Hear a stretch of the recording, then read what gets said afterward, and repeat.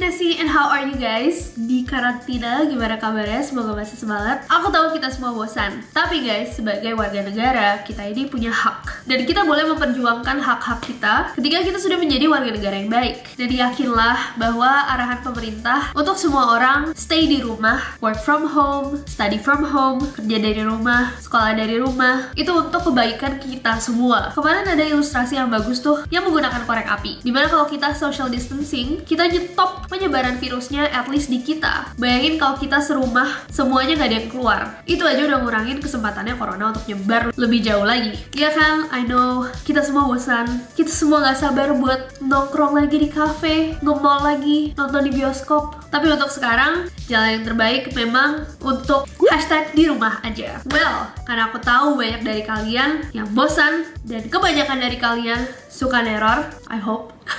Ini video aku buat khusus untuk neroris. Dan fun fact, ini dikirimkan ke @requestnessie oleh seorang neroris juga bernama Analisis Deka dari akun email analisisdeka@gmail.com. Hari ini kita akan membahas dan lihat-lihat game-game horor terseram karya anak bangsa. So without any further ado, let's get to the list. Semoga bisa membantu menghancurkan, menghilangkan, crushing kebosanan kalian.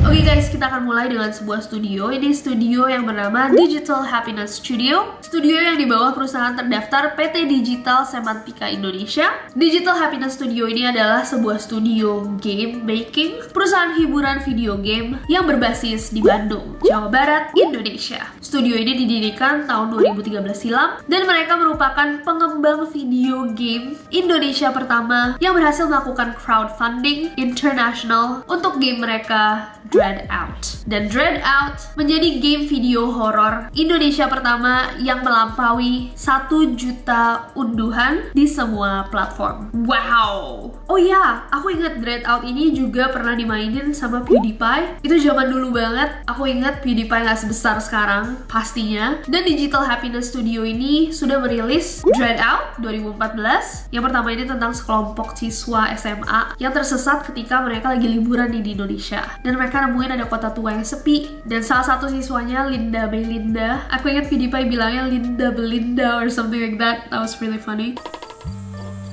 Halo Linda Melinda. Menyadari ada sesuatu yang berbeda sama dia, bahwa dia kayak dapat kekuatan mistis, spiritual yang bisa menyelamatkan dirinya dan teman-temannya. Jadi di game ini kalian bakal berperan sebagai Linda dan kalian akan menggunakan handphone dan kamera SLR untuk melawan hantu. Next, setelah Dread Out yang pertama keluar Dread Out Keepers of the Dark. Ini dirilis tahun 2016, masih bersama karakter Linda. Linda ini dibawa sama The Mysterious Lady in Red ke The Mirror Realm, ke dunia kaca, sebuah portal yang menghubungkannya dengan 8 wilayah angker di mana lebih dari 13 hantu mengerikan siap untuk menyambutnya dengan cara yang paling mengerikan. Mereka tidak akan berhenti untuk menggagalkan tujuan utama Anda untuk bertahan hidup. Jadi di game yang satu ini Linda ditarik sama bayangannya sendiri lewat cermin dan Linda menemukan ada 8 pintu yang akan mengambil alih 8 kerajaan yang berbeda, diperintah oleh berbagai roh jahat. Jadi kalian akan melewati alam-alam nih sampai akhirnya kalian ketemu sama satu figur misterius yang bernama The Serpent Lady dan kalian harus bertarung dengan. Next ada Dread Eye yang dirilis tahun 2017 dan ini merupakan game VR di mana kamu berperan sebagai seorang dukun. Wow. Semua neroris yang kecilnya pernah bercita-cita untuk jadi dukun, ini adalah momen kalian. Siapa coba yang punya mimpi jadi dukun? Tapi kalian memiliki beberapa bahan-bahan untuk melakukan sebuah ritual sehingga kamu bisa membuka gerbang atau portal untuk berkomunikasi dengan roh orang yang sudah mati. Oh my god, that sounds terrifying. Dan yang terakhir dari Digital Happiness Studio ada Dread Out 2 yang rilis 20 Februari 2020. Ini yang paling baru. Segel rusak, ular besar belorong terbangun.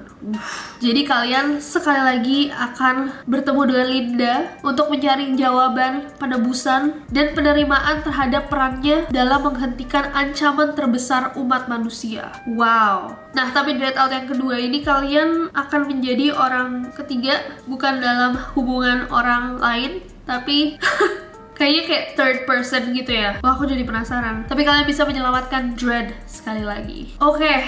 Wow, Linda kuat juga ya. Kalau ini Limbat, di atasnya ada Chuck Norris, jauh di atasnya ada Linda. Aku mau lihat Limbat versus Linda. Next ada studio Indonesia lainnya, Ozzy Soft Studio. Nah, Ozzy Soft Studio ini adalah indie studio yang didirikan oleh Ozzy dan Sofyan pada tahun 2013. Ozzy sendiri udah mulai bikin game sejak 2011 dan dia sendiri suka banget main game. Dan akhirnya karena dia kreatif juga, Ozzy serta saudara lelakinya Sofyan mulai membangun tim kecil untuk membuat sebuah game yang banyak diimpikan oleh para gamers. Siap. Jadi Ozzy Soft Studio ini dimulai di sebuah kantor kecil di Kalimantan Timur, Indonesia, dan mereka membuat sebuah mahakarya epik dalam genre horror survival psychology. Wow. Game ini dinamakan Pulang Insanity, dan pada akhir 2017 mereka menemukan seseorang laki-laki bernama Mr. Listen yang akhirnya menjadi investor dan membantu Ozzy dan Sofyan membangun perusahaan mereka. That's pretty dope. Game yang dirilis oleh Ozzy Soft Studio adalah Pulang Insanity, kayak tadi aku bilang. Ini adalah game yang terinspirasi dari kisah nyata di Pulau Kalimantan, dan ini adalah permainan horor psikologi. Fun fact, genre horor favorit aku adalah psychological horror. Jadi aku suka banget film-film yang bukan cuman horor kayak boom, seram, saya hantu, matanya hilang. Aku suka horor-horor yang bikin kalian mikir kayak, ini apakah setan? Kalau orangnya gila? Apakah dia benar-benar melihat sesuatu yang ada? Atau apakah semuanya ada di kepala dia aja? Dan ini adalah game yang merupakan game horor psikologi. Wow. Game ini memiliki gaya teka-teki interaktif yang berbeda. Para pemain akan mengalami suasana horor yang berbeda dari game horor lainnya. Jadi plotnya adalah seorang pria bernama Rudy yang menjadi miskin dan berhutang banyak. Dia melewati kemiskinannya dan menjadi makmur melalui ritual pesugihan. Namun kekayaannya tidak bertahan lama. Wow. Sounds cool to me. Ada yang mau nyoba? Komen di bawah.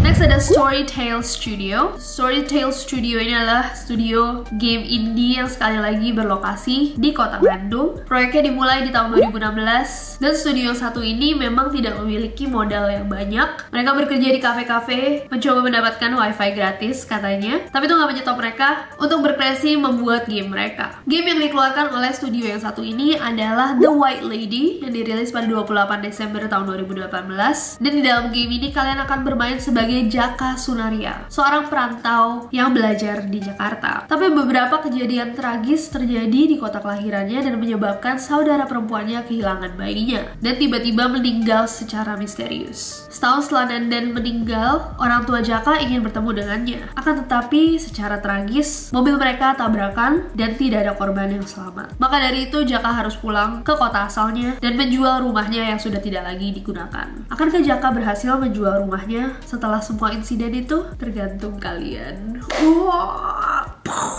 Nah, di DLC yang kedua, kalian akan bermain sebagai Cecep Cahyadi yang merupakan seorang penjaga kuburan baru. Karena Cecep mau bantu keluarganya yang miskin, dia memutuskan untuk jadi penjaga kuburan di bawah pengawasannya Bang Ujang. Bang Ujang. Suatu pagi, kepala desa Sukacerita menemukan mayat dalam kecelakaan tragis. Maka dari itu, kepala desa meminta Bang Ujang untuk membuat penguburan yang layak bagi jenazah tersebut. Sayangnya, karena Cecep ini baru, dia nggak punya pengalaman banyak nih. Ditambah lagi nggak ada teman atau keluarga dari korban ini yang datang untuk merawat mayatnya. Nah, tasknya adalah, apakah Cecep berhasil membuat penguburan yang layak bagi jenazah tersebut? Ternyata game yang dirilis sama studio ini adalah The Little Devil yang dirilis pada 16 Januari 2020. Baru banget. Yang kayak gini biasanya lebih wow nih, karena baru-baru kita merasa kayak so relatable. The Little Devil. Putri Dewi Kunchoro adalah seorang mahasiswi keperawatan yang merawat ayahnya yang sakit. Ayahnya memiliki penyakit serius yang perlu dilakukan operasi. Ujuk-ujuk ayahnya kenapa goyang? Ujuk-ujuk ayahnya cerita ke Putri bahwa kakeknya dia ini ternyata kaya raya. Tapi ayahnya tahu bahwa si kakek memiliki masalah serius yang mestinya dia tidak omongkan kepada Putri. Nah, karena Putri tahu bahwa dia memiliki warisan dari kakeknya, dia memutuskan untuk datang ke rumah kakeknya dan menjual beberapa barang ke pegadaian untuk membayar tagihan operasi ayahnya. Nah, di rumahnya ini ternyata rumah yang kelihatannya kayak rumah biasa. Dalamnya dalamnya tuh ada barang-barang rahasia yang disembunyikan oleh kakeknya. Barang-barang ini memiliki kekuatan supranatural, dan jika kalian bersembunyi, kalian bakal ketemu bayangan-bayangan wanita, dan bayangan itu diketahui sebagai Amber Carsono yang merupakan ibunya Putri. Dia bersembunyi di dalam rumah untuk mengingatkan siapapun yang masuk untuk segera keluar. Apakah Putri berhasil melanggar perjanjian antara keluarganya dengan setan kecil atau The Little Devil? Atau apakah Putri berhasil menjaga iblis kecil atau The Little Devil sebagai teman barunya? Kamu yang memutuskan bagaimana ceritanya berakhir. Wah, sounds dope. Dan coming soon dari studio yang satu ini adalah The Hungry Witch. Jelajahi cara melindungi bayi dari entitas supernatural dalam budaya Bali. Pelajari cara mengusir dan melawan entitas untuk menjauhkan bayi dari bahaya. Oke, jadi game yang terakhir ini belum dirilis, tapi kelihatannya seru juga. Yang ini lebih ke folklore Bali. Sounds awesome. Dan ya guys, itu adalah beberapa rekomendasi game yang mungkin kalian mau check out selama karantina di rumah. Aku kebetulan belum ada waktu untuk main-main game, tapi seru kali ya untuk mencoba salah satu dari game ini. Coba kalian coba semua. Coba kalian yang gamers atau teman-teman yang suka game aja, ceritain dong di bawah gimana yang paling seru. Buat kalian yang mau nyobain juga, boleh balik lagi ke sini untuk bilangin, Desi, dari semua udah gue coba, yang paling bagus yang ini, lo main yang ini aja. Jadi aku bisa kayak, ma bro, apaan sih? Komen di bawah juga rekomendasi game apapun deh. Mending kita kayak daripada kita keluar nyebarin virus atau bawa pulang virus ke orang tua kita yang nggak sekuat kita, mendingan kita main game aja di rumah. Jadi kalau kalian punya rekomendasi game apapun, tulis aja di bawah. Sekalian yang mau cari teman mabar, sekalian di bawah share tuh apa tuh, username kayak, user code kayak, user number kayak, apa kayak, tulis aja di bawah. Siapa tahu kalian bisa main bareng di Instagram. Bikin hashtag Neroris Squad, kalian main, screenshot, masukin Instagram, tag aku. Tapi jangan kalah, jangan bawa-bawain kita. Sekali lagi terima kasih banyak Analisis Deka. Ini adalah material yang di-reset dan di-request olehnya. Kalian juga boleh masukin request kalian dan riset kalian sekalian nih. Kades, ini seru nih. Misalkan buah-buah terenak di dunia, apel karena bla bla bla kandungannya gitu. Yang bener tapi risetnya. Kenapa aku juru-juru? Enggak, request aja gak apa-apa. Di requestnessy@gmail.com. But other than that, I hope that you guys enjoyed this video. Kalau misalkan kalian suka videonya, klik like ya. Follow aku di Instagram dan Twitter. Aku lebih aktif di Instagram, jadi bisa kalian follow @DesiJudge. Dan subscribe ke channel ini, juga nyalain notification-nya biar kalian tahu kalau misalkan aku upload video baru. Karena aku sabar buat ketemu kalian lagi. Bye-bye!